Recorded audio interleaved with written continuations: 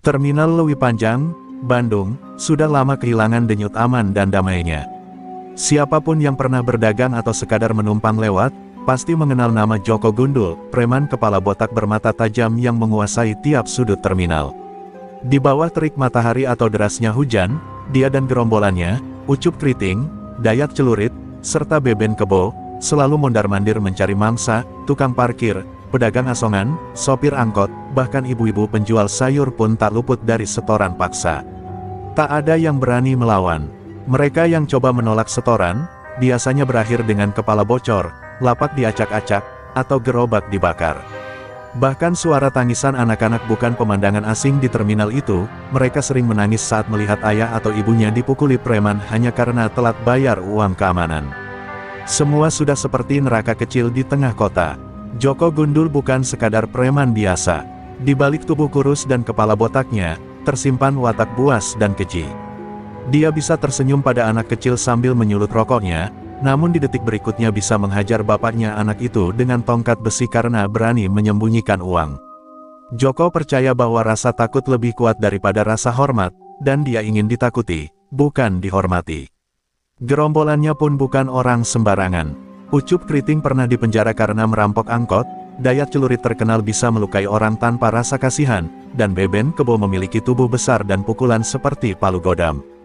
Keempat preman ini adalah bayangan kelam yang menghantui terminal, menjadikannya wilayah kekuasaan mutlak mereka. Pedagang kecil hanya bisa menunduk dan berharap hari ini bukan giliran mereka. Setiap suara sandal menyeret di aspal, setiap suara botol miras dilempar ke tong sampah, adalah pengingat bahwa mereka tak berdaya. Terminal bukan lagi tempat mencari nafkah dengan damai, tapi arena bertahan hidup. Bahkan beberapa pedagang mulai mengungsi keluar terminal, memilih tempat yang lebih sepi asalkan aman. Namun, hari itu, angin terasa berbeda. Di sudut terminal yang biasanya sepi, muncul suara kentongan pelan dari gerobak tua yang didorong perlahan. Seorang pria berbaju sederhana, mengenakan topi lusuh dan wajah penuh ketenangan, mendorong gerobak mie ayamnya. Langkahnya mantap, seolah ia tak peduli dunia bisa runtuh kapan saja. Dia tidak menatap preman-preman yang melirik tajam dari kejauhan, dan bahkan sempat tersenyum pada seorang anak kecil yang menonton dengan penasaran. Tak ada yang tahu siapa pria itu. Tapi satu hal yang pasti, dia bukan bagian dari ketakutan di terminal. Belum, dan justru karena itulah, para preman mulai merasa terusik. Bagi Joko Gundul dan gerombolannya, keberanian tanpa alasan adalah bentuk tantangan. Dan bagi mereka, tantangan harus dihancurkan sebelum tumbuh menjadi ancaman. Hari itu, mata-mata penuh dendam mulai mengincar pria penjual mie ayam yang tampaknya tak tahu diri. Mereka tak tahu, bahwa kali ini, mereka bukan sedang menantang penjual biasa. Mereka sedang mengetuk pintu bahaya, dan pintu itu akan terbuka dengan cara yang tak pernah mereka bayangkan. Sejak pagi, pria itu terus mendorong gerobaknya menyusuri lorong-lorong sempit di terminal. Peluh menetes dari pelipisnya, namun wajahnya tetap tenang. Asap tipis mengepul dari mangkuk-mangkuk yang ia racik dengan cekatan, semerbak aroma kaldu ayam menggoda siapapun yang lewat. Dalam hitungan jam, para sopir, kenek, dan pedagang kecil mulai berkumpul. Mereka menyebutnya, Bang Jaka, singkatan dari nama yang ia enggan sebut lengkap. Mie ayamnya sederhana, tanpa hiasan, tapi entah mengapa, rasanya seperti menenangkan hati yang resah. Bisik-bisik pun mulai menyebar. Bang Jaka itu beda, kata seorang kenek sambil menyeruput mie ayamnya. Orangnya kalem, matanya adem, tapi entah kenapa gue ngerasa merinding tiap lihat dia. Namun belum sempat rasa penasaran itu menjalar lebih jauh, sebuah bayangan kelam mulai mendekat. Ucup Keriting, dengan rambut awut-awutan dan senyum menyeringai, melangkah menuju gerobak Bang Jaka. Di belakangnya, Dayat Celurit dan Beben Kebo menyusul. Mereka tak datang untuk makan, tapi untuk mengintimidasi. Bang, lo jualan di sini harus ngerti aturan, ucap Ucup, suaranya sengaja dikeraskan. Terminal ini ada bosnya, dan setiap dagang di sini harus setor. Paham? Bang Jaka hanya menunduk, mengambil mangkuk kosong dan mencuci perlahan. Tak ada rasa takut, tak ada jawaban. Seolah kata-kata Ucup hanya angin lalu. Hal itu membuat Dayat Celurit naik pitam. Tangannya meraih sendok dari gerobak dan membantingnya ke tanah. Lo budek apa bego, Bang? Teriaknya. Namun, Bang Jaka tetap diam. Perlahan, Ia menatap satu persatu wajah mereka, dan matanya berhenti pada Ucup. Pandangan itu bukan pandangan marah, tapi seolah sedang membaca isi hati Ucup sampai ke akar terdalam. Ucup sempat gelagapan, meski tak menunjukkannya. Jantungnya berdebar aneh, seperti baru saja diintip oleh sesuatu yang tak kasat mata. Beben Kebo, yang tubuhnya besar bagai kerbau, merasa ini waktunya unjuk gigi. Ia melangkah maju, mendorong gerobak Bang Jaka dengan kasar hingga sedikit bergeser. Kalau lo keras kepala, gerobak lo bisa hilang besok pagi, Bang. Bang Jaka menarik napas panjang, tangannya menahan gerobak agar tak jatuh. Namun kali ini ia bicara, suaranya pelan tapi dalam. Kalau kau tahu batas, kau akan selamat. Tapi kalau melampaui, kau akan binasa oleh langkahmu sendiri. Tiga preman itu saling pandang.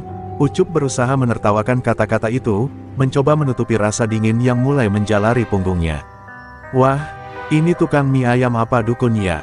Cibirnya, tapi tak ada yang tertawa bersama. Dayat Celurit dan Beben Kebo menatap Bang Jaka dengan ragu. Sesuatu dalam nada suaranya terlalu yakin, terlalu tajam. Seolah di atas sekadar berkata, dia meramal. Tak terima dipermalukan, Ucup keriting akhirnya menghantamkan balok kayu dari belakang pada punggung Bang Jaka. Suara, buk, terdengar keras, mangkuk di tangan Bang Jaka terjatuh. Semua orang yang melihat kejadian itu membeku. Tapi yang terjadi berikutnya membungkam siapapun yang berniat menertawakan. Perlahan, Bang Jaka berdiri kembali. Balok itu patah, tapi tubuhnya tegak seperti semula. Ia menoleh, dan senyumnya tak berubah sedikitpun. Ketiga preman itu mundur setapak. Bang Jaka hanya menunduk lagi, mengambil mangkuk yang jatuh, dan mencucinya seolah tak ada apa-apa. Tapi bagi orang-orang yang menyaksikan, momen itu tak bisa dilupakan. Untuk pertama kalinya, tiga preman terminal yang ditakuti, terdiam. Dan di sela-sela keheningan yang mencekam itu, terminal Lewi Panjang pun mulai bergetar, bukan oleh teriakan preman, tapi oleh tanda-tanda bahwa badai tengah menunggu waktunya untuk meledak. Sore itu, langit terminal tampak gelap meski belum hujan. Di pojok warung kopi dekat tempat parkir bus malam, Joko Gundul duduk dengan ekspresi tak biasa. Tangannya mengepal di atas meja, dan sebatang rokok kretek mengeluarkan asap tebal dari sela bibirnya yang tertutup rapat. Di depannya duduk Ucup Keriting, Dayat Celurit, dan Beben Kebo. Ketiganya diam, tak berani memulai percakapan, hanya menunduk seperti anak sekolah yang tertangkap mencuri uang kas. Cuma penjual mie ayam, suara Joko akhirnya terdengar, serak dan mengandung bara. Cuma penjual mie ayam, tapi kalian pulang dengan cerita memalukan. Balok patah, dan kalian mundur. Ucup mencoba menjelaskan, tapi, Bang, dia bukan orang biasa. Dipukul keras, dia bangkit kayak nggak terjadi apa-apa. Joko membanting gelas kopinya hingga pecah, membuat pelayan warung tersentak kaget. Gue gak peduli, ini soal harga diri. Beben Kebo mencoba menenangkan. Bang, mata dia, tatapannya itu, kayak orang yang pernah lihat kematian. Kata-kata itu membuat Joko terdiam sejenak. Hidungnya kembang kempis, lalu ia menoleh pelan. Justru itu yang bikin dia bahaya. Orang yang pernah ketemu kematian, biasanya punya dua pilihan, jadi takut hidup, atau jadi tak terkalahkan. Kalimat itu membuat udara makin berat. Tidak ada suara lain kecuali dengung kipas angin warung yang berdecit. Joko menyalakan rokok kedua, lalu menatap ketiga anak buahnya tajam. Besok pagi, kita datangi dia rame-rame. Kalau dia masih jualan di situ, habisi gerobaknya dulu. Biar dia tahu tempat ini punya siapa. Kalau dia masih berdiri, baru kita buktikan apa dia manusia biasa, atau setan. Kalimat itu diucapkan seperti perintah eksekusi. Tak bisa dibantah, tak bisa ditunda. Malam turun perlahan, namun terminal tidak pernah benar-benar tidur. Desas-desus soal kejadian siang tadi sudah menyebar seperti angin. Para sopir membicarakannya, pedagang saling berbisik. Bang Jaka kebalia, apa dia punya ilmu, apa dia mantan tentara. Namun Bang Jaka sendiri tak menggubris semua itu. Malam itu, ia hanya duduk bersila di dekat gerobaknya yang ia parkirkan di lorong belakang, menutup mata dalam keheningan. Sesekali bibirnya bergetar, melafalkan doa-doa tua yang seakan keluar dari zaman yang telah hilang. Di dalam dirinya, ilmu yang selama ini terkunci mulai bergetar. Ilmu Pancasona, warisan dari gurunya di masa silam, kembali aktif karena tubuhnya telah disentuh oleh niat jahat. Ilmu yang membuat tubuhnya tidak bisa mati selama masih menyentuh tanah, dan kesadaran batinnya terhubung dengan energi semesta. Ia telah lama meninggalkan dunia itu, tapi jika dipaksa kembali, maka dunia akan kembali mengenal arti dari perlawanan sejati. Sementara itu, Joko Gundul pulang ke markasnya, sebuah bangunan tua bekas pul angkot yang kini menjadi sarang para preman. Malam itu ia tidur dengan gelisah. Mimpinya penuh bayangan kabur, suara genderang dari tempat asing, dan bayangan seorang pria tua bersorban putih yang berdiri di tengah kobaran api, menatapnya tajam. Joko terbangun dengan keringat dingin, namun ia menepis mimpi itu. Besok, selesai urusan tukang mie ayam itu, gumamnya, mencoba meyakinkan dirinya sendiri. Namun langit subuh besoknya akan berbeda. Sebab bukan hanya Joko yang bersiap untuk menghadapi Bang Jaka, semesta pun mulai bergerak. Dan terminal Lewi Panjang akan menjadi saksi bentrokan yang tak akan pernah dilupakan siapapun yang pernah menginjakkan kaki di sana. Fajar masih menggantung malu-malu di langit Bandung ketika langkah-langkah berat mulai terdengar di lorong tempat Bang Jaka biasa berjualan. Kali ini bukan hanya Ucup Keriting, Dayat Celurit, dan Beben Kebo yang datang, tapi hampir seluruh anak buah Joko Gundul ikut serta. 12 orang bertubuh besar, bertato, dengan lingkar mata gelap, membawa kayu, besi, bahkan rantai motor. Warga terminal yang melihatnya langsung menyingkir, memilih bersembunyi di balik bas atau kios. Semua tahu, hari ini akan ada darah. Bang Jaka sudah ada di sana. Ia tengah menata mangkuk-mangkuk seperti biasa, wajahnya damai, seolah tak ada badai yang akan datang. Di dekatnya, gerobak mie ayam berdiri kokoh seperti sebuah prasasti. Mata para preman itu menyipit menatap pria bersarung yang bahkan tak tampak membawa senjata. Joko Gundul melangkah paling depan, dengan jaket kulit dan tatapan dingin. "Lo masih di sini?" ucapnya datar. "Padahal kemarin udah gue kasih isyarat." Bang Jaka menoleh perlahan, menatap mereka satu persatu. "Tanah ini bukan milikmu, dan rezeki bukan hakmu untuk rampas." Kata-katanya seperti tombak yang menancap ke dada Joko. Joko tertawa sinis, lalu mengangkat tangannya tinggi sebagai aba-aba. Seketika, 2 anak buahnya melompat dan menghantamkan besi panjang ke gerobak Bang Jaka. Brak, suara keras terdengar, namun gerobak itu tidak retak sedikit pun. Besi bengkok, 2 preman itu terpental mundur seolah menabrak tembok tak kasat mata. Joko terkejut. "Hancurkan!" teriaknya. Serentak, preman-preman itu menyerbu gerobak. Kayu, besi, bahkan rantai dilayangkan berkali-kali. Namun gerobak itu tetap utuh, berdiri seperti ditanam oleh akar bumi. Sebaliknya, satu persatu preman yang menyerang mulai terpental ke belakang dengan luka aneh, lebam tanpa terkena benda apapun. Jerit kesakitan mulai terdengar. Bang Jaka berdiri dari duduknya, memejamkan mata sejenak. Tubuhnya mulai mengeluarkan hawa panas samar, seperti kabut yang menguap dari tanah subuh. Perlahan ia membuka matanya. Tatapan itu berubah, bukan lagi tatapan pedagang mie ayam, tapi tatapan prajurit tua yang telah memandang kematian berkali-kali dan tetap berdiri tegak. "Jangan salahkan aku jika tubuh kalian tak sanggup menanggung akibatnya." Dayat Celurit maju, mengayunkan celuritnya ke arah Bang Jaka. Namun celurit itu tiba-tiba terpental sendiri, jatuh ke tanah sebelum menyentuh kulitnya. Tangan Dayat mendadak kaku, tak bisa digerakkan. Ia berteriak panik, tangan gue mati rasa." Beben Kebo mencoba menyeruduk seperti banteng, tapi ketika tubuhnya menyentuh Bang Jaka, ia jatuh terduduk, napasnya sesak seperti menabrak gunung. Joko Gundul mulai menyadari bahwa mereka sedang menghadapi sesuatu yang tidak bisa ditundukkan oleh kekerasan. Ia menggertakkan gigi, tapi langkahnya tak sekuat biasanya. Dari belakang, warga mulai berdatangan.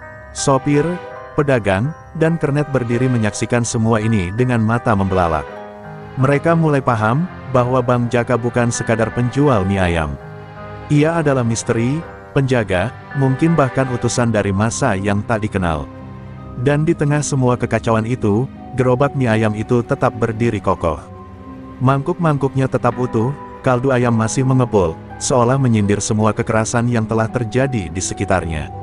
Hari itu, semua orang di terminal Lewi Panjang mulai mengerti, ada yang tidak boleh dilawan dengan otot, ada yang tak bisa dihancurkan dengan besi. Karena di balik gerobak sederhana itu, berdiri jiwa yang tidak bisa mati. Malam menyelimuti kota Bandung, dan terminal Lewi Panjang mulai lengang. Namun di benak Joko Gundul, badai tak kunjung reda. Ia duduk sendiri di dalam gudang tua tempat markasnya berada, menatap luka-luka anak buahnya yang kini tergeletak lemah. Ucup keriting matanya lebam, Dayat celurit masih mengeluh tentang tangannya yang tak bisa digerakkan, dan Beben Kebo masih muntah-muntah sejak siang. Tak seorang pun dari mereka bisa menjelaskan dengan logis apa yang terjadi. Yang pasti, mereka semua sepakat, Bang Jaka bukan manusia biasa. Lo semua bilang dia punya ilmu. Ilmu apa? Santet, kebal, jin? Tanya Joko geram. Ucup hanya menggeleng lemah. Dia gak pakai jampi-jampi. Tapi kayak ada sesuatu yang jaga dia. Gerobaknya gak bisa dihancurin. Dia gak nyerang, tapi semua yang nyentuh dia malah kena sendiri. Joko bangkit, membanting kursi hingga pecah. Ini gak masuk akal. Namun malam itu, di pojok lain kota, ada seseorang yang tahu jawabannya.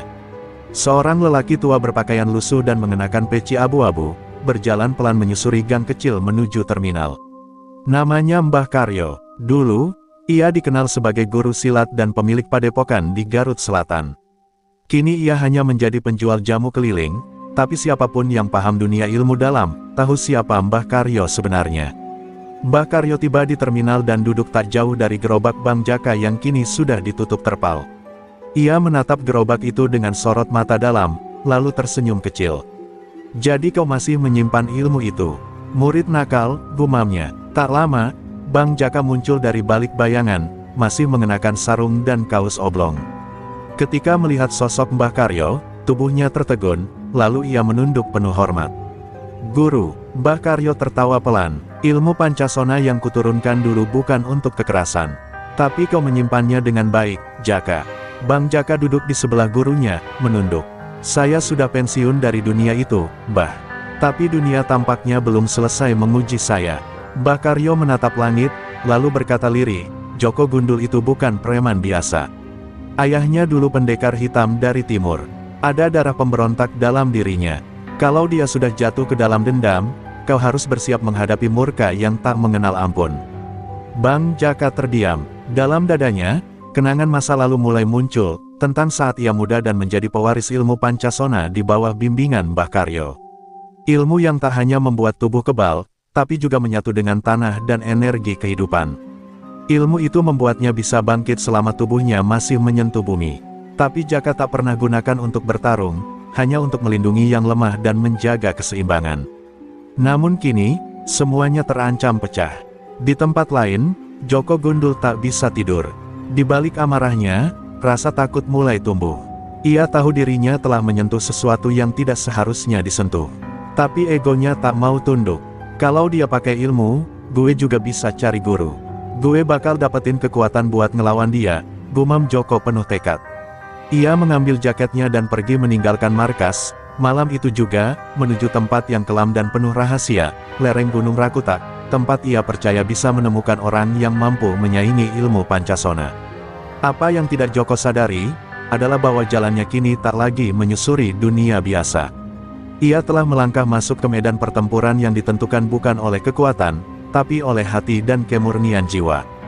Dan jika ia salah langkah, maka yang menantinya bukan kemenangan, melainkan kehancuran. Langkah-langkah Joko Gundul semakin berat saat ia menembus kabut di lereng Gunung Rakutak. Udara dingin menusuk tulang, dan hutan di sekitarnya terasa sepi tak wajar, seperti ada mata-mata tak kasat mata yang mengawasinya dari balik pepohonan tua. Tapi Joko tak peduli, luka harga dirinya terlalu dalam, rasa malu karena dikalahkan oleh seorang penjual mie ayam menjadi bara yang membakar seluruh egonya. Ia takkan kembali ke kota tanpa kekuatan yang bisa membalas Bang Jaka.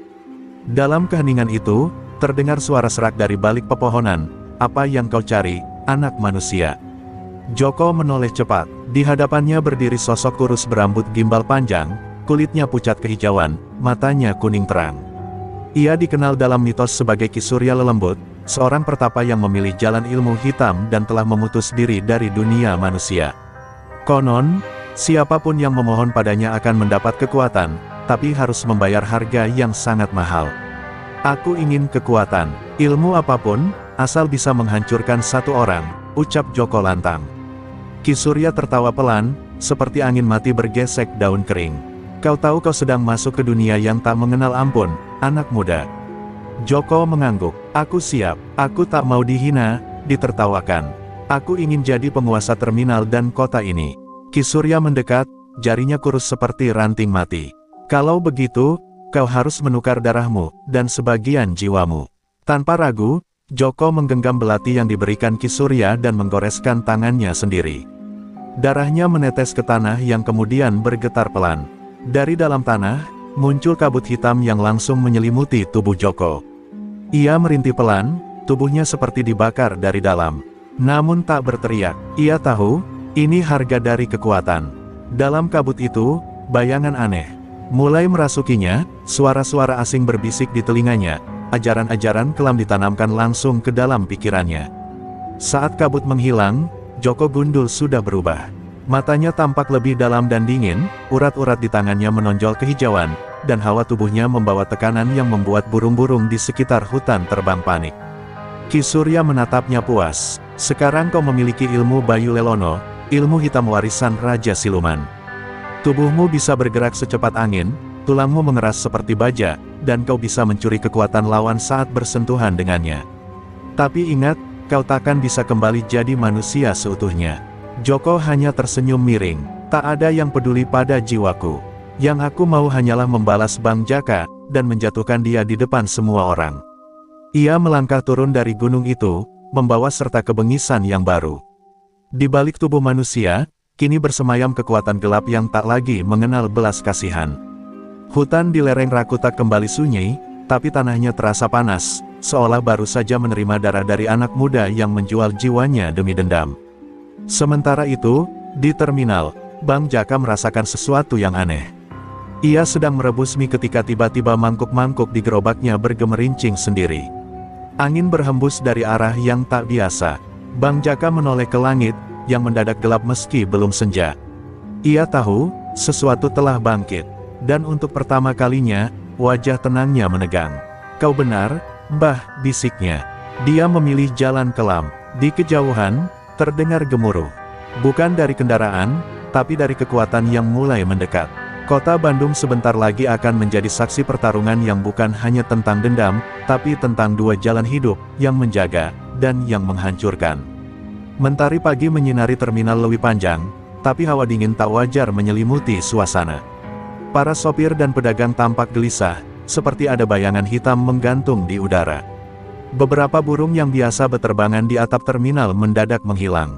Suasana seperti ini bukan pertanda baik. Apalagi bagi mereka yang sudah lama berkecimpung dalam dunia keras terminal, firasat adalah pertahanan pertama mereka. Dan pagi itu, semua firasat bersuara sama, akan ada malapetaka. Bang Jaka tengah merapikan gerobaknya. Gerakannya masih tenang seperti biasa, tapi dari sorot matanya, tersimpan kewaspadaan. Ia sudah mengikat tali sarungnya lebih kuat dari biasanya. Dalam diam, ia menggambar raja kecil di bagian dalam gerobak, simbol warisan dari ilmu Pancasona. Hari ini dia akan datang, gumamnya. Beberapa pedagang di sekitar mulai curiga. Ada apa, Bang Jaka? Kenapa kelihatan tegang? Tanya salah satu tukang koran. Bang Jaka hanya tersenyum samar, angin hari ini datangnya aneh. Tak lama kemudian, dari kejauhan, langkah-langkah berat mulai terdengar. Joko Gundul kembali, tapi bukan sebagai preman biasa. Tubuhnya kini lebih tegap, sorot matanya dingin dan tajam, dan setiap langkahnya meninggalkan aura mencekam yang membuat para pengamen, sopir, dan calo-calo mundur tanpa diperintah. Tak ada yang berani menyapanya. Bahkan Ucup Keriting dan anak buah lain yang masih memar melihatnya dengan ngeri. Mereka tahu, bos mereka sudah bukan manusia seperti dulu. Joko berhenti tepat di depan gerobak Bang Jaka. Tak ada kata pembuka, tak ada basa-basi. Ia menatap tajam, lalu menendang salah satu kursi plastik milik pelanggan hingga terpental jauh. Bang Jaka, serunya keras, hingga membuat para pedagang menoleh panik. Hari ini lo bakal gua robohkan. Biar semua orang tahu, gua yang berkuasa di terminal ini. Sorakannya bukan gertakan semata. Aura hitam di tubuhnya berkedip-kedip, membuat tanah bergetar ringan. Bang Jaka mematung. Ia memandang Joko seperti seorang guru melihat murid yang tersesat terlalu jauh. Kau sudah membiarkan kegelapan merasukimu, Joko, ucapnya lirih. Tapi Joko malah tertawa lantang. Gelap, cahaya gak pernah kasih gua apa-apa. Yang gua tahu, cuma yang kuat yang berhak hidup. Hari ini, Semua akan gua tunjukin kalau lo cuma penjual mie ayam yang gak tahu tempat. Mata Bang Jaka kini berubah. Tak ada lagi senyum tenang. Ia meletakkan mangkuk di tangan kanannya, berdiri penuh dan menghadapi Joko. Kalau begitu, jangan sesali apa yang akan terjadi. Karena tubuhku akan jatuh, hanya jika tanah ini mengusirku. Kalimat itu membuat sebagian orang merinding. Ucapan itu adalah mantra pembuka dari ilmu Pancasona. Tiba-tiba, langit yang tadi cerah berubah mendung dalam sekejap. Awan hitam menggulung, angin berputar liar di tengah terminal. Daun-daun beterbangan, spanduk iklan robek terbawa pusaran. Semua orang mundur, membentuk lingkaran luas. Dua sosok berdiri di tengahnya, yang satu diselimuti aura gelap seperti malam, yang satu berdiri kokoh dengan kaki menjejak tanah, seperti akar pohon yang tak bisa dicabut. Pertarungan yang selama ini hanya ada dalam legenda, akhirnya akan terjadi di depan mata. Dan terminal Lewi Panjang akan menjadi saksi, siapa yang pantas menjadi penjaga dan siapa yang layak dikubur oleh tanah tempat mereka berdiri. Benturan pertama terjadi saat Joko Gundul melompat dengan kecepatan luar biasa, menebas udara seperti bayangan hitam. Tinjunya menghantam dada Bang Jaka keras sekali, cukup untuk mematahkan tulang rusuk manusia biasa. Namun, alih-alih terlempar, Bang Jaka hanya bergeser satu langkah ke belakang, matanya tak berkedip sedikit pun. Suara tulang berderak terdengar, tapi bukan dari tubuh Bang Jaka, melainkan dari tanah di bawah kakinya yang retak menerima beban serangan. Ilmu Bayu Lelono, kau benar-benar menyerahkan jiwamu, ucap Bang Jaka pelan, menyentuh dadanya yang kini menghitam bekas pukulan. Tapi sebelum ia bisa melanjutkan ucapan, Joko menyerang lagi. Kali ini lebih cepat, lebih bengis, dengan teknik silat aneh yang mencampur gerakan siluman dan gerakan manusia. Beberapa kali tinjunya menabrak tubuh Bang Jaka. Darah mulai merembes dari mulut si penjual mie ayam itu. Tapi anehnya, tubuhnya tetap berdiri kokoh, seperti gunung yang enggan runtuh. Orang-orang yang menonton dari jauh mulai panik. Mereka tak pernah menyangka, pertarungan ini melebihi akal sehat. Bang Jaka seharusnya sudah roboh. Tapi ia malah berdiri lagi setiap kali terhantam. Setiap luka seperti mengering dengan cepat, tulangnya seperti menyatu sendiri. Beberapa tetua terminal yang mengenal cerita-cerita lama mulai saling pandang dengan wajah pucat. Itu, ilmu Pancasona beneran, cuy, bisik seorang lelaki tua. Ilmu yang membuat tubuh tak bisa mati kecuali dikubur hidup-hidup. Joko makin buas, amarahnya seperti bahan bakar tak habis-habis. Kenapa kau gak mau roboh? Hah! Teriaknya, menghujamkan pukulan demi pukulan ke kepala Bang Jaka. Tapi setiap kali Bang Jaka terjatuh, tubuhnya bangkit lagi, matanya makin merah seperti bara api. Karena aku bukan manusia biasa, desis Bang Jaka. Tubuhku menolak mati, selama aku masih berdiri di atas tanah yang butuh perlindungan. Dengan satu gerakan cepat, Bang Jaka memutar tubuh dan mengirimkan tendangan ke perut Joko. Kali ini Joko terpental, tubuhnya menghantam kaca angkot di pinggir terminal, pecah berhamburan. Ia bangkit dengan susah payah, darah mengalir dari pelipis dan mulutnya. Untuk pertama kalinya sejak turun dari Gunung Rakutak, Joko merasakan takut. Ilmu Bayu Lelono membuatnya cepat, keras, dan haus darah, tapi ia tidak mengira akan berhadapan dengan kekuatan yang justru tumbuh setiap kali dipukul. Bang Jaka maju perlahan, tubuhnya masih berlumur luka, tapi tiap langkahnya membuat tanah bergetar kecil. Ia menunjuk Joko dengan jari bergetar. Kau bisa hancurkan tubuhku, Joko, tapi jiwaku diikat oleh sumpah, untuk tak pernah kalah oleh mereka yang mengandalkan kegelapan. Awan di atas kepala mereka bergemuruh. Petir menyambar di kejauhan. Hujan pun mulai turun, seperti ikut menyaksikan pertempuran yang lebih dari sekadar adu kekuatan. Ini adu prinsip, adu nyawa, adu jalan hidup. Joko merangkak, tubuhnya mulai kehilangan kendali. Ilmu gelap yang merasukinya mulai memberontak dari dalam. Aku gak bisa kalah. Aku udah korbankan segalanya, desisnya lirih. Tapi Bang Jaka menatapnya dengan sorot iba. Justru karena kau korbankan segalanya, kau kehilangan segalanya. Ia pun bersiap untuk mengakhiri semuanya. Dengan satu teriakan, tubuhnya melesat cepat seperti bayangan, bersiap memberi satu pukulan pamungkas, pukulan yang konon bisa memisahkan jiwa dari tubuh. Terminal Lewi Panjang sunyi seketika, napas tertahan, dan takdir diambang ditentukan, apakah si penjual mie ayam akan tetap berdiri, atau sang raja baru dari ilmu hitam akan mengubah sejarah tempat itu untuk selamanya. Pukulan Bang Jaka meluncur seperti badai. Udara seketika terbelah, menciptakan suara menggelegar yang membuat genting-genting di terminal bergetar. Saat tinjunya hampir menyentuh dada Joko Gundul, waktu seolah melambat. Mata Joko membelalak, melihat bayangan dirinya, bukan sebagai raja preman, melainkan sebagai anak kecil yatim piatu yang dulu hanya ingin dihargai. Dalam sepersekian detik itu, ia menyadari, dendamnya telah membuatnya kehilangan jalan pulang. Tepat sebelum tinju menghantam, Bang Jaka menahan serangannya. Kepalan tangannya berhenti hanya beberapa inci dari dada Joko. Hujan turun deras, membasahi wajah mereka berdua. Bang Jaka menatap Joko dengan sorot mata yang dalam. "Kau belum sepenuhnya hilang," ucapnya lirih. "Aku bisa rasakan, di balik amarahmu yang membara, masih ada jiwa yang meronta, memohon untuk dimaafkan." Joko terdiam, tubuhnya gemetar, bukan karena takut, tapi karena jiwanya mulai retak oleh beban dosa. Ia jatuh berlutut di atas tanah yang becek, tangannya memegang dada yang bergemuruh hebat, bukan oleh pukulan, tapi oleh kesadaran. Aku cuma pengen dihargai, Bang," suaranya pecah, seperti anak kecil yang kehilangan pegangan. Air mata bercampur hujan mengalir deras di pipinya yang berdarah. Bang Jaka perlahan menurunkan tangannya, lalu berjongkok di hadapan Joko. "Kau pikir aku tak tahu rasa itu?"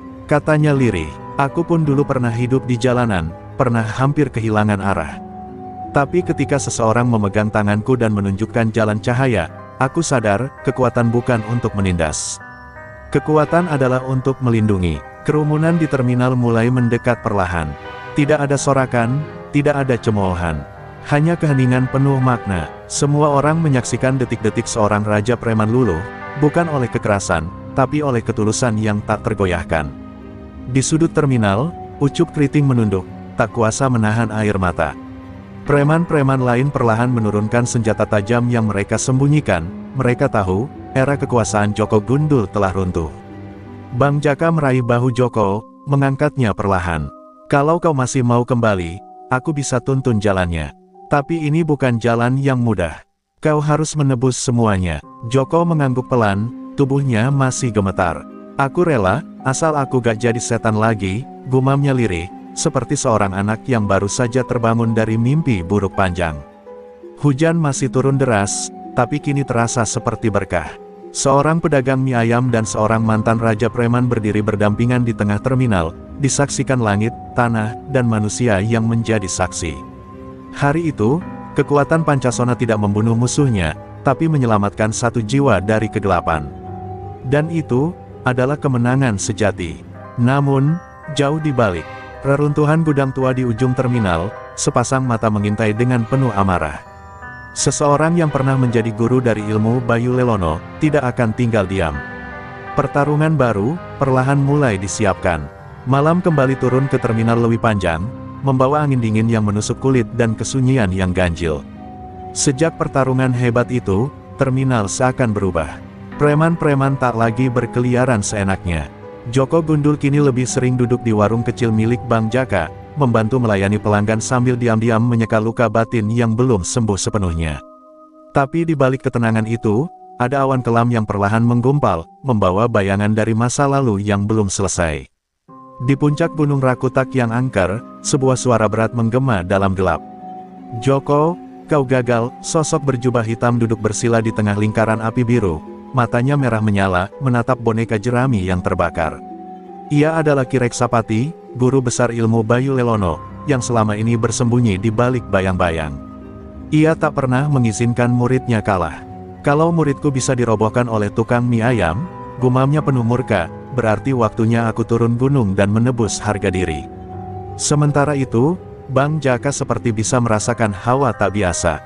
Malam itu ia bermimpi aneh.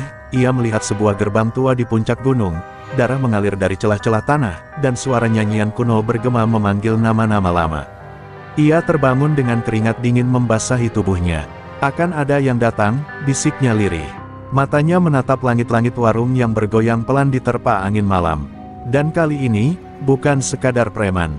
Pagi harinya, Joko Gundul menemukan sebuah boneka jerami ditancapkan di depan warung Bang Jaka, dengan huruf merah tertulis, "Pancasona akan dikubur hidup-hidup." Tubuh Joko menggigil. Ia tahu, itu hanya bisa berasal dari satu orang, gurunya sendiri, Ki Reksapati. Dan jika Ki Reksapati sudah turun tangan, maka yang akan datang bukan hanya serangan fisik, melainkan serangan batin, roh, dan ilmu hitam yang bisa mencabut nyawa dari jarak jauh. Bang Jaka menatap boneka itu dengan dingin. Waktunya aku ke gunung, ucapnya tenang. Pancasona bukan untuk dipakai sembarangan. Dan orang yang mengajarkan ilmu Bayu Lelono telah menyimpang jauh dari jalan kebenaran. Ia memutar badan, melangkah ke belakang warung dan membuka peti kayu tua.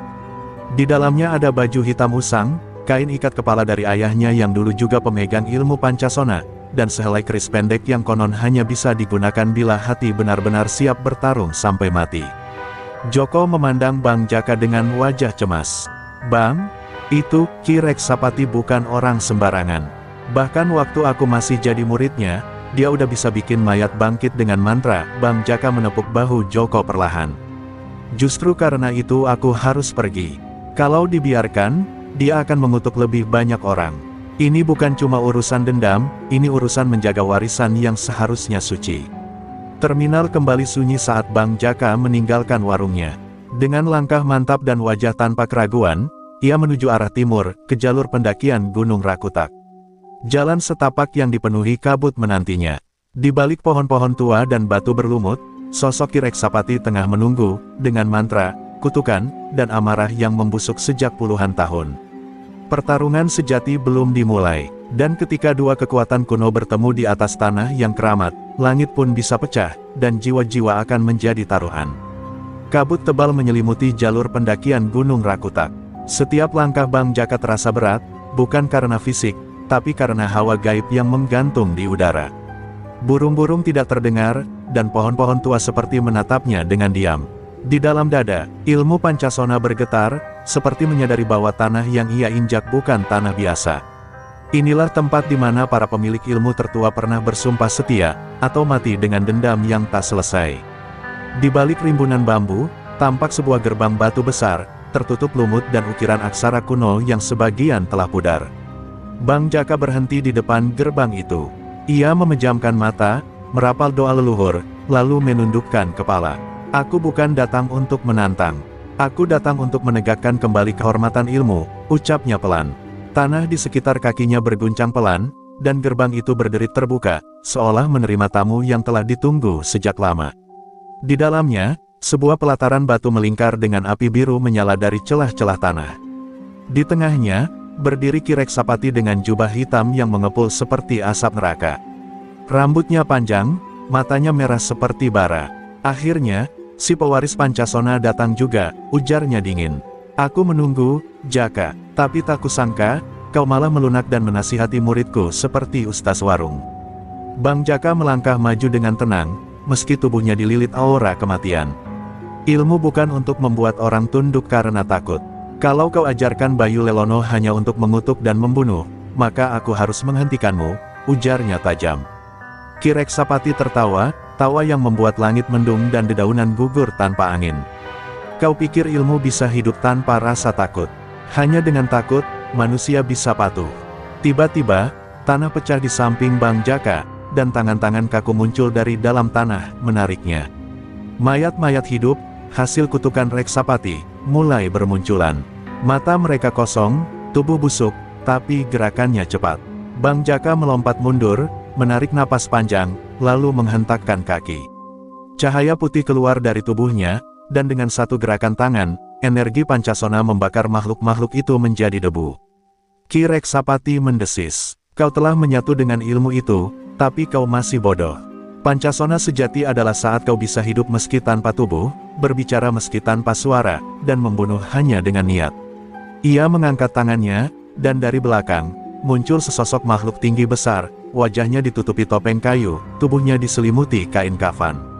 "Inilah Bayu Tulang, ciptaanku. Jika kau menang, aku akan menghilang. Tapi jika kau kalah, namamu akan dilupakan dari sejarah." Bang Jaka menunduk sejenak. Ia menyadari bahwa ini bukan sekadar pertarungan dua pendekar, tapi pertarungan dua arah ilmu yang saling bertentangan, yang satu bertujuan menjaga, yang satu menghancurkan. Ia membuka ikat kepalanya, melilitkannya di tangan kanan, lalu berseru, "Aku Jaka, anak dari Wiratmaja, pewaris Pancasona. Hari ini aku tidak berperang demi menang, tapi demi mengakhiri kutukan ini." Langit di atas Rakutak menggelap, angin berputar-putar, dan petir menyambar di kejauhan. Pertarungan yang menentukan nasib dua ilmu besar akan segera dimulai, di tanah keramat yang tak menerima kebohongan, hanya keberanian. Bayu Tulang berdiri seperti menara kematian. Setiap langkahnya mengguncang tanah, dan aura dingin yang ia pancarkan membuat dedaunan di sekitar pelataran menghitam dan luruh. Sosok itu bukan lagi manusia, tapi perwujudan dendam dan kebencian yang dilahirkan dari ilmu hitam. Bang Jaka memicingkan mata, tubuhnya mulai bersinar perlahan, tapi bukan dengan cahaya menyilaukan, melainkan pancaran tenang dari ilmu yang telah menyatu dengan jiwanya. Dalam hatinya, ia tahu, ini bukan soal kekuatan, tapi soal keteguhan hati. Tubuh Bayu Tulang tiba-tiba menghilang, muncul di belakang Bang Jaka dengan kecepatan luar biasa. Cakar tajamnya mengoyak udara, dan Bang Jaka terpaksa melompat ke samping. Namun kuku itu sempat menggores bahunya, menimbulkan luka yang langsung membusuk. Darah mengucur, tapi anehnya Bang Jaka tetap berdiri tegak. Ia menahan rasa sakit dengan gigi terkatup rapat, lalu mengarahkan telapak tangannya ke tanah. Dari sela-sela jarinya, muncullah cahaya hijau yang menyembuhkan luka itu seketika. Ilmu Pancasona bukan untuk bertahan, tapi untuk bangkit dari yang tak bisa bangkit, gumam Bang Jaka. Ia menghentakkan kakinya ke tanah, dan tubuhnya melesat seperti panah, menubruk Bayu Tulang dengan hantaman yang mengguncang langit. Suara dentuman keras memecah kesunyian pelataran. Namun Bayu Tulang tidak jatuh, ia hanya terdorong beberapa langkah ke belakang, matanya yang merah membara semakin membenci. Dengan raungan mengerikan, ia menumbuk tanah, menciptakan gelombang energi hitam yang memporak-porandakan sekeliling. Bang Jaka terlempar, menghantam batu dan nyaris jatuh ke jurang. Tapi sebelum tubuhnya meluncur, tangan kirinya mencengkeram akar pohon yang mencuat. Dengan satu hentakan, ia naik kembali. Wajahnya kini keras. Ia tahu, Bayu Tulang tak bisa dikalahkan dengan kekuatan biasa. Jika tubuh tak mempan, maka jiwa harus disentuh, ucapnya lirih. Ia pun berdiri di tengah lingkaran batu, menutup mata, dan mulai merapal mantra leluhur yang jarang ia gunakan. Mantra itu menembus alam nyata dan menembus kesadaran lawan. Seketika Bayu Tulang terhuyung. Tubuhnya tetap berdiri, tapi suaranya mengerang dalam frekuensi aneh. Di dalam pikirannya, Roh Bayu Lelono, pemuda yang dulu berguru pada Ki Reksapati, mulai memberontak. Sisa-sisa kebaikan yang telah dibekukan oleh ilmu hitam kini mulai mencair. Dalam kegilaan yang mengguncang jiwa, terdengar jeritan, "Aku, bukan, ini. Hentikan." Tapi Ki Reksapati hanya tertawa dari kejauhan. "Kau milikku, jangan percaya pada cahaya palsu itu." Bang Jaka membuka mata, menatap Bayu Tulang dengan penuh empati. "Bayu, ingatlah ibumu. Ingat saat kau masih menjajakan tahu di pasar dengan senyum. Kau bukan makhluk ini." Tiba-tiba, gerak Bayu Tulang terhenti. Tangan-tangannya gemetar, dan tubuhnya mengejang keras. Mata merah itu perlahan berubah menjadi bening. Bayu Lelono di dalam sana berteriak, dan tubuh raksasa itu retak seperti kaca dihantam petir. Dalam ledakan cahaya putih yang menyilaukan, tubuh Bayu Tulang hancur berkeping-keping. Sosok Bayu Lelono, yang masih muda dan bersih, tampak berdiri di antara kabut, menatap Bang Jaka dengan mata berkaca-kaca. "Maafkan aku lemah," ucapnya. Bang Jaka hanya mengangguk pelan. "Tidak, kau hanya tersesat. Kini kau sudah pulang." Dan dalam keheningan yang suci, roh Bayu Lelono menghilang, meninggalkan damai di pelataran yang selama ini menjadi sarang kegelapan. Namun Ki Reksapati belum selesai. Di atas batu besar, ia mengangkat tangannya tinggi-tinggi. "Kau telah menghancurkan mahakaryaku. Sekarang, aku akan menjadi mahakarya itu sendiri." Suara langit bergemuruh, dan tubuh Reksapati mulai menyatu dengan kekuatan jahat yang tersisa. Angin mendadak kencang. Bang Jaka menggenggam ikat kepalanya erat-erat. Ia tahu, pertarungan terakhir telah tiba. Langit seolah pecah saat tubuh Ki Reksapati berubah wujud.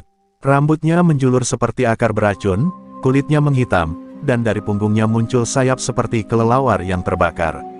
Ia bukan lagi manusia, tapi perwujudan dari seluruh dendam, ambisi, dan ilmu hitam yang telah dikumpulkannya selama puluhan tahun. Suara tawanya menggema hingga ke dalam tanah, membuat batu retak dan burung-burung berjatuhan dari langit. "Kini, akulah malam, akulah dendam abadi," teriaknya dengan suara bercabang, seperti ribuan setan yang berbicara bersamaan. Bang Jaka berdiri tegak, tubuhnya penuh luka dan debu, namun sorot matanya tetap tenang. Ia tahu, ini bukan sekadar pertarungan hidup dan mati, tapi pertarungan jiwa melawan kegelapan. Ia menunduk sejenak, lalu mencabut seutas benang merah. Dari dalam sabuknya, itu adalah pusaka terakhir dari gurunya, benang nyawa, simbol ilmu Pancasona tingkat tertinggi, yang hanya digunakan saat musuh telah menyatu dengan alam kematian. Benang itu ia lilitkan ke tangan kanan, dan seketika tubuhnya memancarkan cahaya lembut berwarna keemasan. Reksapati mengayunkan satu sayapnya, menciptakan gelombang energi hitam yang menghantam tanah seperti tsunami kegelapan. Bang Jaka melompat, berputar di udara, dan menebas gelombang itu dengan benang merah di tangannya. Dentuman keras terjadi, langit terbelah sejenak, dan kilatan cahaya serta bayangan bertarung seperti dua dewa yang sedang murka. Udara terasa panas sekaligus dingin, napas menjadi sulit, dan bumi seakan tak kuat menahan pertarungan dua kutub kekuatan ini. Reksapati mengeluarkan serangan terakhir, damar kelam, tombak raksasa dari bayangan yang bisa menghapus jiwa siapapun yang terkena. Ia melemparkannya dengan tenaga penuh, mengarah tepat ke jantung Bang Jaka. Namun saat tombak itu hampir mengenai, Bang Jaka menutup matanya, dan tubuhnya berubah menjadi siluet bercahaya, lalu meledak menjadi ribuan pecahan cahaya yang mengitari tombak itu, memecahkannya menjadi debu. Dalam detik yang sama, tubuh Bang Jaka muncul kembali di atas kepala Reksapati, dan benang merah di tangannya telah membentuk pusaran cahaya seperti cakra api. Ilmu yang kau bangun dari darah dan air mata tak akan pernah menang melawan ilmu yang ditopang oleh cinta, kesetiaan, dan doa orang-orang kecil, ujar Bang Jaka dengan suara berat. Ia menghujamkan pusaran cahaya itu tepat ke ubun-ubun Reksapati. Jeritan setan memenuhi udara, tubuh sang dukun meledak dalam cahaya merah tua yang berubah menjadi putih, lalu menghilang perlahan seperti asap ditelan cahaya fajar. Untuk sesaat, keheningan menelan dunia. Pelataran itu runtuh, pohon-pohon kembali tumbuh, dan tanah retak mulai menyatu. Bang Jaka jatuh terduduk, nafasnya terengah-engah. Meski menang, tubuhnya kini kehabisan energi. Namun cahaya bening dari langit turun perlahan, menyelimuti tubuhnya dan menyembuhkan luka-luka yang sempat menghitam. Pancasona sejati bukan soal kekuatan fisik, melainkan soal bagaimana seseorang bisa bangkit, berdiri, dan tetap memilih terang meski kegelapan menggoda di setiap sisi. Dari balik pepohonan, Joko Gundul dan anak-anak buahnya yang tersisa hanya bisa memandang dalam diam. Mata mereka memerah bukan karena marah, tapi karena malu dan terharu. Preman-preman keras kepala itu kini menyaksikan bagaimana seorang penjual mie ayam mampu mengalahkan kekuatan yang tak pernah mereka bayangkan. Joko berlutut, menatap tanah dengan mata berkaca-kaca. Ampun, Bang Jaka, kami salah besar. Bang Jaka hanya mengangguk pelan. Ia berdiri perlahan, menatap langit yang kini biru cerah. Kalau kalian benar-benar menyesal, bantu aku bangun kembali kedamaian terminal ini. Jangan ada lagi yang ditindas, jangan ada lagi yang dilukai. Tak ada suara selain anggukan-anggukan pelan dari para preman. Di tempat itulah, sejarah baru akan dimulai. Namun perjuangan Bang Jaka belum usai, karena sisa-sisa ilmu hitam yang tersebar di tanah ini masih menunggu untuk dibersihkan. Pagi menyapa dengan embun bening yang menetes dari ujung-ujung daun. Terminal Bandung tampak lebih tenang dari biasanya, seolah baru saja melewati badai panjang. Namun ketenangan itu menyimpan luka dalam yang tak mudah sembuh. Bang Jaka, meski telah mengalahkan Ki Reksapati, masih merasakan denyut luka di dalam tubuhnya. Ilmu Pancasona memang membuatnya tak bisa mati, tapi bukan berarti ia kebal dari rasa sakit dan beban batin. Ia duduk di bangku kayu warungnya yang telah ia bangun kembali, menatap kosong ke arah tempat Ki Reksapati terakhir berdiri. Joko Gundul dan anak buahnya kini berubah total. Mereka bukan lagi preman kasar yang menguasai terminal dengan tangan besi. Setiap pagi mereka membantu Bang Jaka, membersihkan halaman, melayani pembeli mie ayam, dan memperbaiki bangunan yang rusak. Meski perubahan itu nyata, warga sekitar belum sepenuhnya percaya. Tatapan sinis dan curiga masih menghantui langkah mereka. Bang Jaka, apa kami pantas diberi kesempatan? Tanya Joko suatu sore, saat matahari tenggelam di balik atap terminal. Bang Jaka menatapnya lama, lalu menjawab dengan suara lirih namun tajam, kesempatan selalu ada, Joko. Tapi kesempatan tak berarti apa-apa jika kalian hanya pura-pura tobat. Kalian harus buktikan, bahkan ketika tak ada yang percaya, bahwa kalian benar-benar berubah. Ucapan itu menghantam batin Joko seperti palu godam. Ia menggertakkan giginya, menahan air mata yang hampir jatuh. Ia tahu, jalan untuk menebus dosa tidak pernah mudah, tapi ia bertekad untuk melaluinya. Namun, di sudut terminal yang remang dan terlupakan, ada sepasang mata yang mengawasi. Sosok berkerudung gelap dengan sorot mata dingin memperhatikan Bang Jaka dari kejauhan.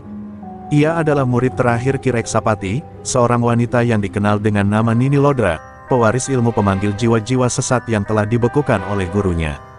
Kini, setelah sang guru musnah, Nini Lodra merasa dipanggil untuk membalas dendam.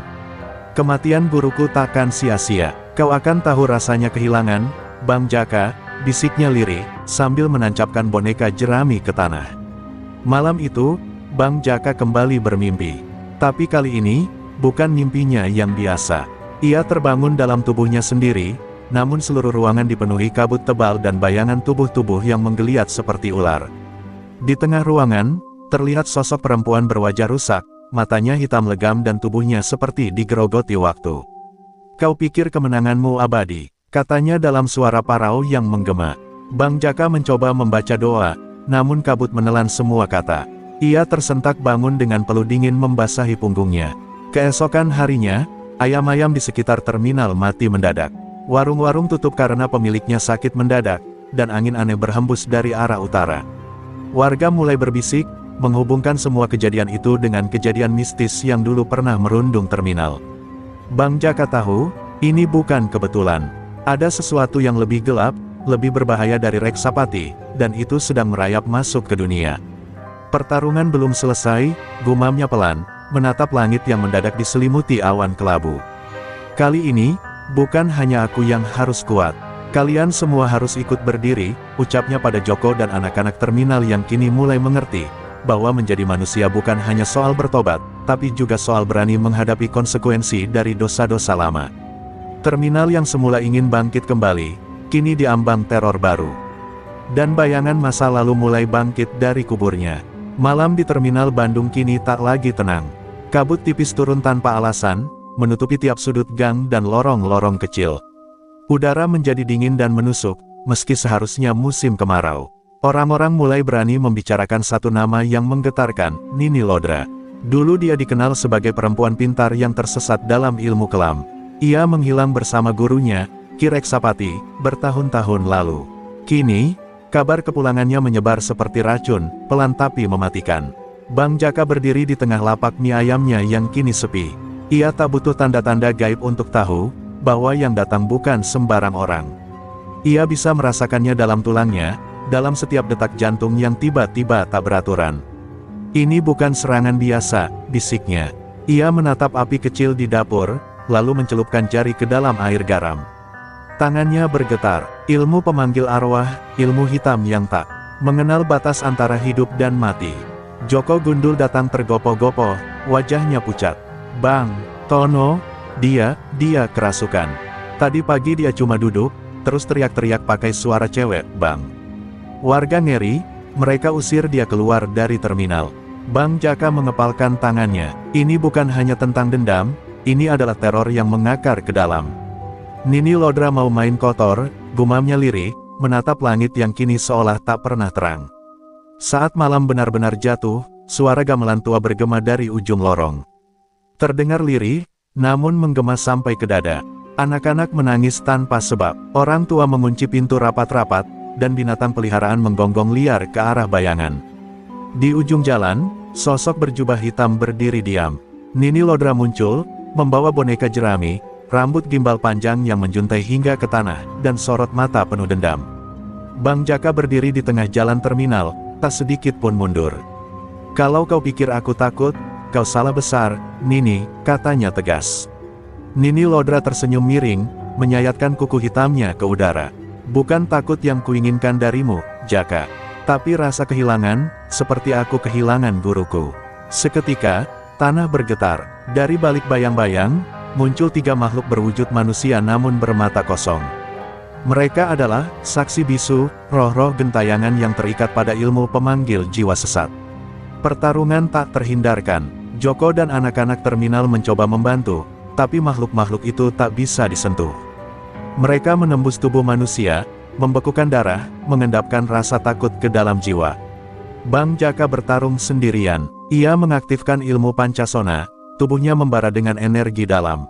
1 pukulan, 2 pukulan, 3. Tapi tiap makhluk yang roboh, bangkit kembali dalam wujud lebih menyeramkan. Nini Lodra tertawa keras, kau pikir Pancasona bisa menang melawan kematian yang aku pelihara? Aku tak butuh tubuh yang kuat, Jaka. Aku butuh jiwamu hancur. Bang Jaka terhuyung. Darah menetes dari pelipisnya, tapi matanya tetap tajam. Selama aku berdiri, kalian tidak akan menguasai tempat ini lagi. Teriaknya, sebelum menghantam tanah dan memanggil kekuatan leluhur yang selama ini ia simpan untuk saat genting. Malam itu menjadi saksi bentrokan kekuatan yang tak kasat mata. Sebuah duel antara kegelapan dan harapan. Dan terminal, yang pernah dikuasai preman dan kemudian dibebaskan, kini kembali menjadi medan pertempuran, bukan antar manusia, tapi antara arwah dan jiwa-jiwa yang belum selesai dengan masa lalu. Tanah terminal Bandung malam itu seperti berubah menjadi pusaran antara dua dunia. Di tengah kabut pekat, tubuh Bang Jaka berdiri terpaku dengan luka di sekujur tubuhnya, napasnya terengah, namun matanya membara seperti bara yang menolak padam. Di hadapannya, Nini Lodra tertawa semakin nyaring. Boneka jeraminya berputar-putar di udara, mengisap kekuatan dari roh-roh yang melolong kesakitan. Kau sudah kalah, Jaka. Ilmumu tak akan menyelamatkan siapapun malam ini. Raungnya, penuh amarah dan dendam yang menua bersama waktu. Namun Bang Jaka menutup matanya sejenak, mengatur napas, dan dalam diam, bibirnya menggumamkan doa-doa kuno warisan leluhurnya. Sebuah mantra terakhir yang selama ini ia simpan, yang hanya boleh digunakan saat nyawa menjadi taruhan dan dunia berada di ambang kehancuran. Angin mendadak berhenti, suara gamelan sirna, roh-roh gentayangan yang mengitari mereka membeku, dan langit seolah menahan napasnya. Ilmu Pancasona bukan hanya tentang bangkit dari mati, tapi tentang bagaimana tak pernah benar-benar mati, ujar Bang Jaka perlahan. Tiba-tiba tubuhnya menyala dalam sinar merah kemasan. Suatu bentuk kekuatan murni yang menolak dilahirkan oleh kebencian. Cahaya itu menelusup ke dalam tanah, menerangi seluruh terminal, dan perlahan memaksa bayang-bayang untuk mundur. Nini Lodra terhuyung, wajahnya memucat, bonekanya terbakar di udara. Tidak, tidak, itu ilmu milik gurumu. Aku sudah menguburnya bersama Ki Reksapati. Jeritnya histeris. Dengan satu teriakan keras, Bang Jaka melompat dan menghantam tanah tepat di depan Nini Lodra. Gelombang energi spiritual menyebar seperti badai cahaya. Roh-roh gentayangan menjerit dan tercerai-berai ke udara, menghilang seperti abu tertiup angin. Nini Lodra terdorong ke belakang, wajahnya terbakar oleh cahaya Pancasona, tubuhnya melayang-layang sebelum akhirnya roboh ke tanah, menjerit seperti anak kecil kehilangan arah. Aku hanya ingin dihargai, aku hanya ingin dikenang, suaranya mengecil, lalu hilang bersama hembusan angin terakhir. Sunyi, semua orang terdiam. Joko Gundul dan para pemuda terminal bersembunyi di balik gerobak mie ayam, menatap sosok Bang Jaka yang kini berdiri kembali. Tubuhnya goyah, darah terus mengalir, namun auranya menenangkan. Sudah selesai, ucapnya lemah. Joko menjerit dan lari mendekat. Bang Jaka, bangun, jangan mati, jangan tinggalin kami. Namun senyuman tenang tergurat di wajah pria itu. Aku nggak mati, Jo, aku cuma istirahat sebentar. Beberapa jam kemudian, matahari pertama terbit setelah malam panjang penuh teror. Terminal Bandung mulai ramai kembali.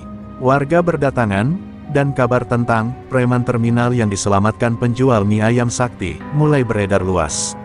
Orang-orang menyambut Joko dan kawan-kawan dengan hormat. Tak ada lagi gertakan, tak ada lagi palakan. Terminal kembali milik rakyat. Bang Jaka duduk di kursi kayu lusuhnya, wajahnya tenang, seperti tak pernah terjadi apa-apa. Ia menyendok kuah mie ayam perlahan, lalu menatap langit biru. Setan bisa dikalahkan, Jo. Tapi keserakahan manusia, itu yang harus terus kita jaga. Joko mengangguk perlahan, lalu duduk di sampingnya.